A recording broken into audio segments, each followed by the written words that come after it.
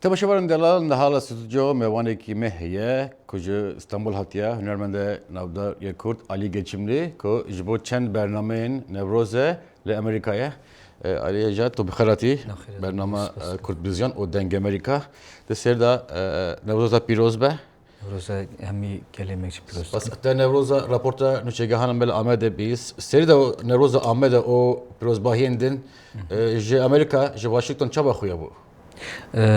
Yani من ام geleki dilxweş bûn, gelekî kêxweş bûn ji Amedî, gelê Amedî bi rastî jî bersivekê xurt ji bo êrişî bersivekê xurt dan. Bi rastî jî Newroz yani coşa Newroz îsal jî wekî daxwaza Kurda berdewam kir. Yani çiye daxwaza Kurda Dibî ez em wê welatê wekî aştiyê, wekî azadiyê em dixwazin bijîn, wekeviyê bijîn. Ev bersivekê xurt bû. Ji ber wê ez gelê me Amedê pîroz dikim û her deverê ji İstanbulê jî gelekî mezin bûye. Her deverê Kurdistan jî bi rastî gelekî Newrozekî bi coş derbas bûye. Silav hem silav dişînin hem jî pîroz dikin. Li Tirkiye li alî hinek derdora be bendewarî hebû ku beşdarbûn ve kem be. Li ser vê keçi dibêjî? Yani daxwaziya çapamenî Tirka wisa bû. Yani wisa jî daxwaniyek dan ama ne rast derket ku ew ne rastî bû. Çünkü politikaya wan ser derewiyê derbas dibe. Ji ber wê yani Kurd êdî ne Kurdekî çawa bêjim yani bêxeberin her tiştî dizanin êdî internet heye Facebook vekî Twitter heye ji ber wê temaşe dike her tiştî dizane yani ev bersivekî yani hemî dinya jî dît ku ev xepandin bû ji ber wê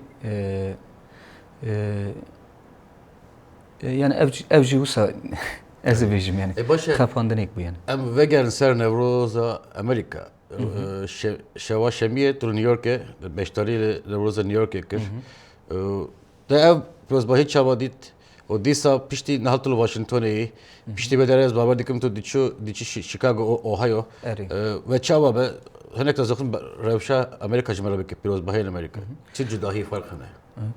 Yani tabii yani ne vek velatiye çünkü ji Amerika gelê me zêde tiniye ji ber wê jî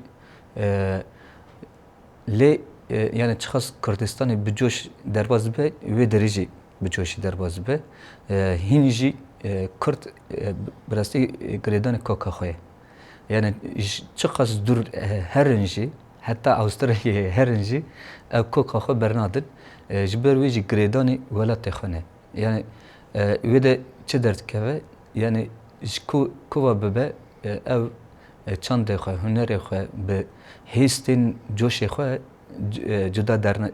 cuda naçin ji ber wê jî ji vê derê jî Washington bûbare New Yorkê jî bi coşekê derxiste. Tevî ku dünya sar bû berf hebû fırtına hebû dîsa jî salon dagirtî bû. Erê rast e. Yani çünkü dixwaze yani ez jî li İstanbul ettim ne wekî Kurdistanê ama İstanbul ettim ama dixwazin yani hem welatiyê xwe bibînin çünkü hês de hêviye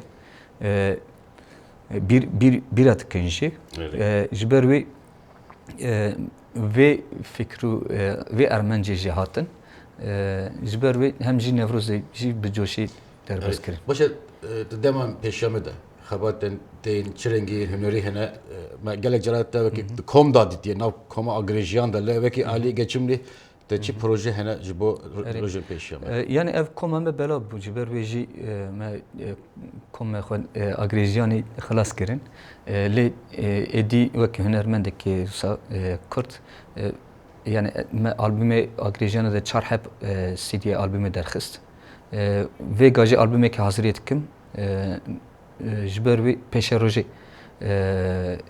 ev zelal dibe çünkü yani em dibêjin em hazırın biraz tîjî derxistina albûma salekî derbas be dûre derdixînin hem xebatan em gelekî konseran diçin hem jî rewşa Tirkiye jî em ê dibînin ji ber wê jî dereng dibîne yani ez albûme hazırım ama yani nikarim bêjim ev rojê albûme em ê derxînin.